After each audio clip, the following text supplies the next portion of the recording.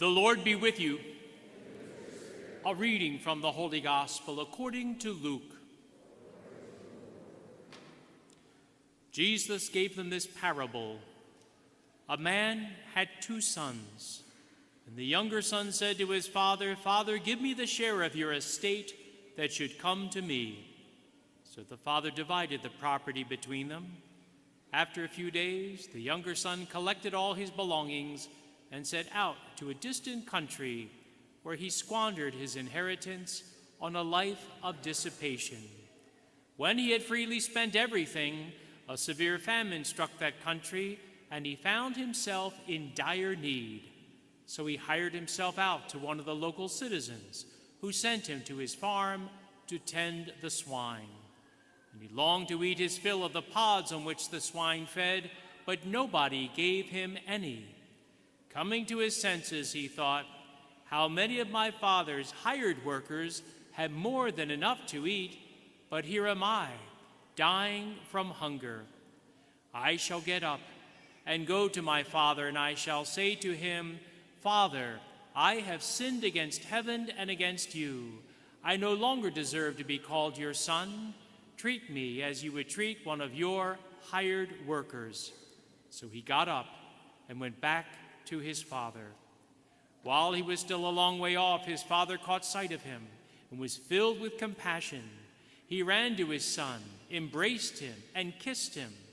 His son said to him, 'Father, I have sinned against heaven and against you.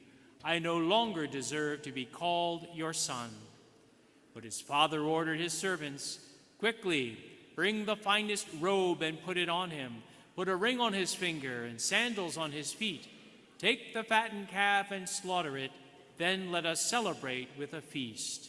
Because this son of mine was dead and has come to life again. He was lost and has been found.' Then the celebration began. Now the older son had been out in the field, and on his way back as he neared the house, he heard the sound of music and dancing. He called one of the servants and asked what this might mean. The servant said to him, 'Your brother has returned, and your father has slaughtered the fattened calf because he has him back safe and sound.' He became angry, and when he refused to enter the house, his father came out and pleaded with him. He said to his father in reply, 'Look, all these years I served you, and not once did I disobey your orders. Yet you never gave me even a young goat to feast on with my friends. But when your son returns, who swallowed up your property with prostitutes, for him you slaughter the fattened calf?' He said to him, 'My son, you are here with me always. Everything I have is yours. But now we must celebrate and rejoice, because your brother was dead and has come to life again. He was lost and has been found.'" The Gospel of the Lord.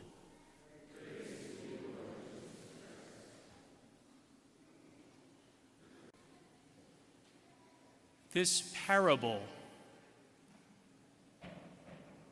is considered by many to be the greatest, the most moving of all of Christ's many parables.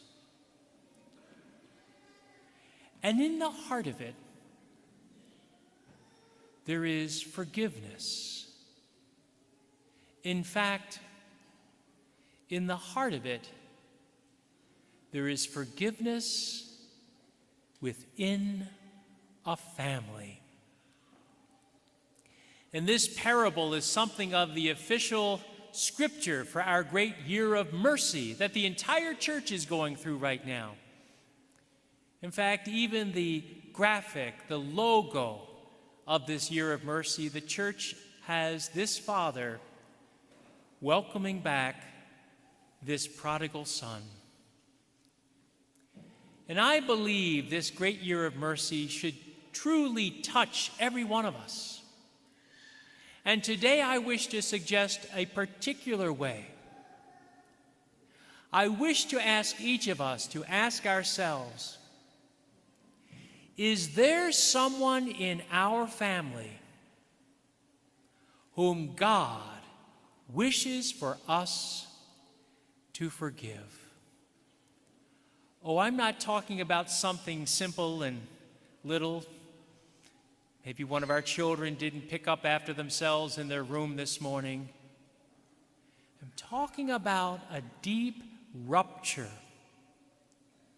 And in my 20 years as a priest, I have discovered that so many of us, perhaps all of us, have at least one person in our lives who has wronged us, who has said or done something, and ever since we have wrestled with resentment and unforgiveness.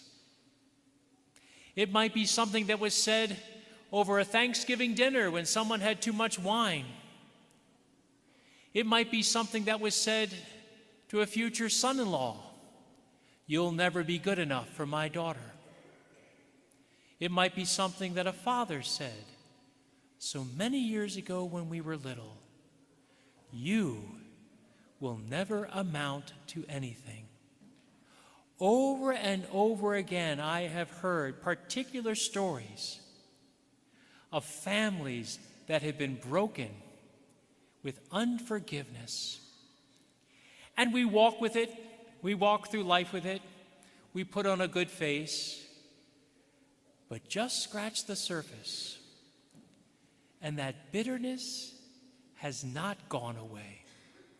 It's right there. The wound is right there after these many, many years. And the Lord wants to say to each of us, in this year of mercy, can we forgive that other person? And one of the most important things, one of the most difficult things for many Catholics is to understand that there are two stages of forgiveness. The second one is the most obvious one. That's where that person who has done something wrong to you, has done something wrong or said something wrong to you, they come back and they say to you, I'm sorry. I apologize. I regret what I've done. And how beautiful that is. But today, in a particular way, I wish to talk not about that second stage of forgiveness, but about the first stage, which for some of us seems very strange, even impossible. But here is how that first stage works. Even before that member of our family comes back to say to us, I did wrong. I'm sorry and I apologize. The first stage of forgiveness is for us to say, I forgive them. And how can we do that? How can we do that when that person, again, perhaps has never apologized? And in fact, God has put into our hearts a sense of right and wrong, of justice and injustice. And we should be upset about what this person has done. I meet Catholics sometime, they're better than Jesus somehow. They don't think they should ever be upset about anything. Baloney. The Bible itself says, be angry, but sin not. God has given us a sense in our conscience. When someone does us wrong, we know it. And it shouldn't bother us that we know it. But then here is this beautiful, beautiful mystery. If we hold on to unforgiveness, if we hold on to resentment towards someone in our family, guess who gets hurt by that unforgiveness? Not the other person. They perhaps are going merrily along their way. They might not even realize what they've done. Who is being wounded by that unforgiveness? You are. And there's that famous phrase.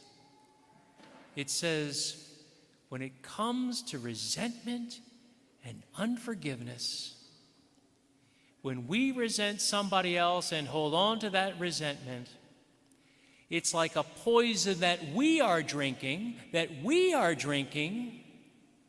while we wait for that other person to die. Did you hear that? When we hold on to resentment and unforgiveness, it doesn't necessarily do any problems to the other person, but it's killing us. And I have met countless Catholics, and they are dying because of those grudges, that bitterness, that resentment and unforgiveness. Sometimes you can see it on their faces. I have met Catholics who are crippled over because of this resentment. What comes first? When Jesus was on the cross, he said, "Father, forgive them." And we have to remember that at that point, those Roman soldiers weren't apologizing. Those Jewish Pharisees and leaders weren't saying sorry about this. They kept on mocking him right through it all. But Jesus said, "Father, forgive them." And let's be clear. If a person has wronged you, if they have committed some sort of evil in thoughts or words or deeds, they will not experience the blessing or grace of forgiveness until they finally ask for it. Our forgiveness doesn't simply overcome what might still be in their hearts, but what it does is it changes us. It sets us free. It sets our minds and souls free from bitterness, the awfulness of the root of bitterness. Today, I ask you, is there a member of your family that you harbor a grudge towards? It might be a mother or a father from long ago. It might be your spouse. It might be one of your children or your siblings. I know people who are so resentful to their siblings because they've been trying to take care of their elderly mother and none of the other brothers and sisters will lift a finger. It can happen in every family. Today, will you say, "Lord, give me the grace to forgive my father, to forgive my sister-in-law, to forgive my son. Lord, please set me free from the grip of unforgiveness. And Lord, I pray that somehow, through that first and most essential step, you might then bring grace for the second step. And even if that person has died, that, Lord, I pray for that soul, that you would show them mercy. This is the year of mercy. For the love of God, will you show mercy? And through that mercy, allow the mercy of God to flow through you to another.